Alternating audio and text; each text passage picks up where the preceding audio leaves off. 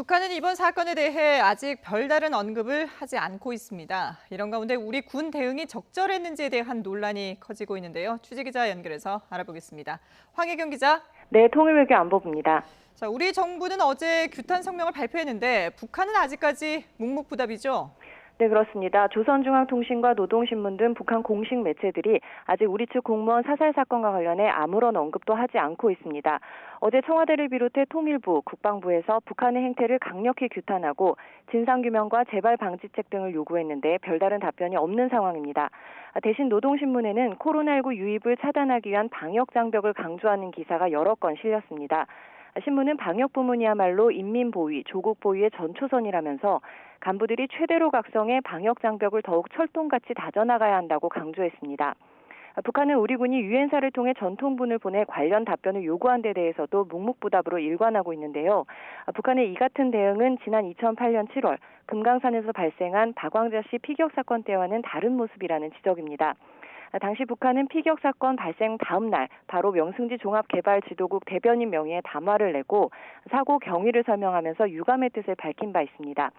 때문에 북한이 이번 사건과 관련해 계속 묵묵부답으로 일관할지 좀 더 고민 끝에 입장을 내놓을지 정부 당국도 예의주시하고 있습니다.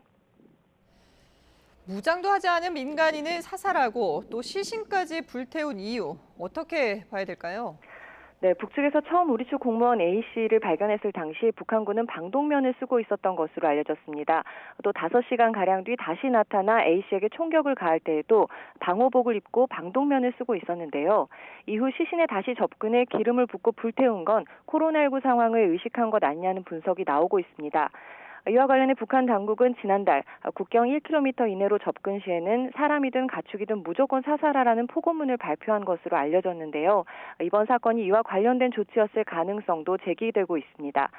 반면 일각에서는 의도적으로 남북관계를 경색시키기 위한 행태라는 관측도 나오는데요. 북측의 정확한 입장이 아직 나오지 않은 상황이라 비무장한 우리 국민에게 총격을 가하고 시신까지 불태운 배경에 대한 의문이 가시지 않고 있습니다. 네, 우리 군 대응도 논란인데요. 발견된 뒤에 5시간가량 별다른 조치가 없었다는 데 대한 비판이 나오고 있죠. 네, 그렇습니다. 어제 군 당국 발표에 따르면 북측 선박은 사건 당일 오후 4시 40분쯤 우리 공무원 A씨와 일정 거리를 유지한 채 표류 경위를 신문했습니다. 하지만 5시간 뒤인 이날 오후 9시 40분쯤에는 북한군 단속정이 다가가 A씨에게 총격을 가했는데요. 결과적으로 우리 군 당국이 A씨와 북한이 접촉한 정황을 파악한 뒤 그가 북한군에 사살될 때까지 5시간가량 동안 아무런 조치 없이 지켜보기만 한 셈이 된 겁니다. 이에 대해 군 당국은 사건이 북측 해역에서 일어났고 북한 총격을 예상치 못했다고 해명했는데요. 사건이 발생한 지 38시간 만에 늑장 발표했다는 비판과 함께 경계 허술, 또 소극적인 현장 대처라는 논란이 이어지고 있습니다. 지금까지 통일외교 안보부에서 YTN 황혜경입니다.